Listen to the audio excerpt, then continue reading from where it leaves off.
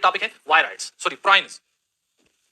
अब ये जो प्राइन्स होते हैं बेटा, ये और एक इन्फेक्शियस पार्टिकल है बेटा। जैसे हमने पढ़े वायरस, न्यूक्लियर प्रोटीन होते हैं, न्यूक्लिक एसिड भी होता है, प्रोटीन भी होता है। फिर हमने क्या पढ़ा, वायराइड्स। वायराइड्स जो होते हैं बेटा सिर्फ आरएनए ही होता है, डीएनए नहीं होता है और प्रोटीन नहीं होते। इसी तरह से आप देखेंगे बेटा प्राइन्स जो होते हैं बेटा, ये क्या होते हैं बेटा, दे आर या दीज आर इन्फेक्शियस प्रोटीन्स। ये क्या होते हैं बेटा, ये इन्फेक्शियस प्रोटीन्स होते हैं बेटा प्राइन्स। ठीक है बेटा, ये जो इन्फेक्शियस प्रोटीन्स होते हैं बेटा, ये कैसे बन जाते हैं बेटा, ये एक्चुअली में बन जाते हैं बेटा improper folding of proteins, improper folding of proteins. Actually ये जो प्रोटीन्स होते हैं बेटा इम्प्रॉपर फोल्डिंग हो जाते हैं। जैसे बेटा बायोमॉलिक्यूल्स में आपने एक चीज पढ़ी होगी, प्रोटीन का स्ट्रक्चर बीटा, अच्छा सेकेंडरी स्ट्रक्चर जब आपने बेटा बायोमॉलिक्यूल्स में प्रोटीन का पढ़ा होगा, उसमें एक स्ट्रक्चर होता है बेटा अल्फा हेलिक्स। ठीक है बेटा, इसमें नॉर्मली क्या होता है बेटा, प्राइन्स में अल्फा हेलिक्स नॉर्मल स्ट्रक्चर होता है बेटा।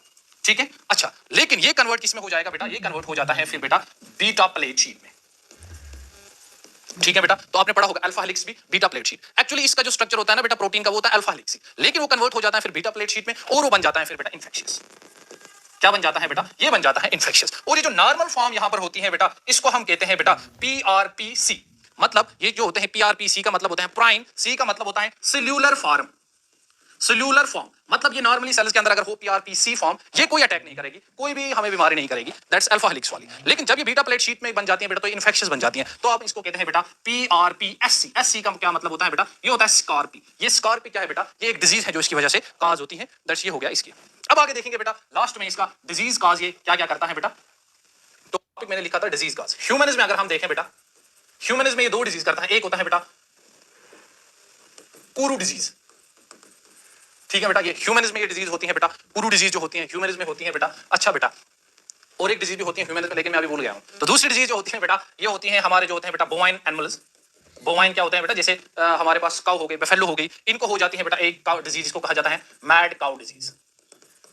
ठीक है बेटा, मैड काऊ डिजीज, या इसे कहा जाता है बेटा BSES। इसका मतलब क्या होता है, बोवाइन, इस डिजीज को क्या कहा जाता है और भी, बोवाइन स्पॉन्जीफॉर्म एनसेफलोपैथी।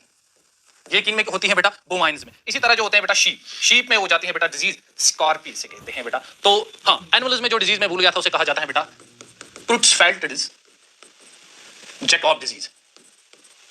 ठीक है बेटा, तो ये डिजीज ह्यूमन्स की है, बोवाइन्स की है, शीप की है। तो लास्ट में बेटा एक मिनट